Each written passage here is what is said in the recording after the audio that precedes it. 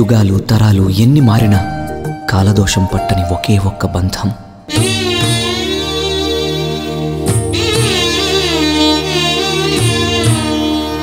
పిల్లల చేత పని చేయించడం నేరం, అలాగే యవ్వనంలో ఉన్న కుర్రాల చేత చదివించడం ఇంకా నేరం.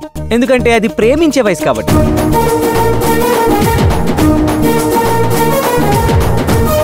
చాలా మంది అమ్మాయిలు అబ్బాయిలు చెప్పే ఐ లవ్ యూ దగ్గర అవాయిడ్ చేస్తారు. వాళ్ళకు కొంచెం స్పేస్ ఇస్తే తెలుస్తుంది అందులో డెప్త్ ఎంతుందో. పాదాల్ని కూడా ఆరాధించేవాడు ప్రేమికుడు ఒక్కడేరా.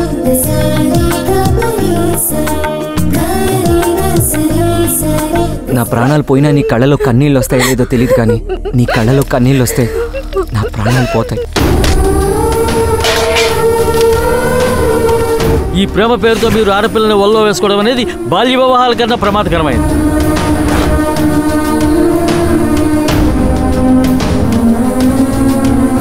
వాడిని చంపేయడానికి కూడా వెనక.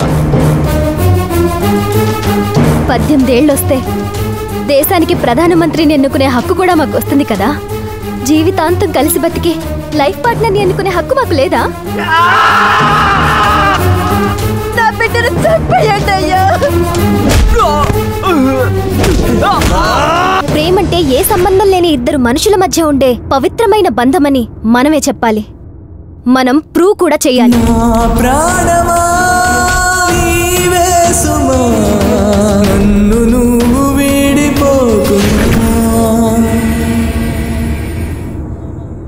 నా శవం వెనుక ప్రపంచం మొత్తం కదిలింది, కానీ నేను ఎవరి కోసమైతే మరణించానో తను మాత్రం రాలేదు.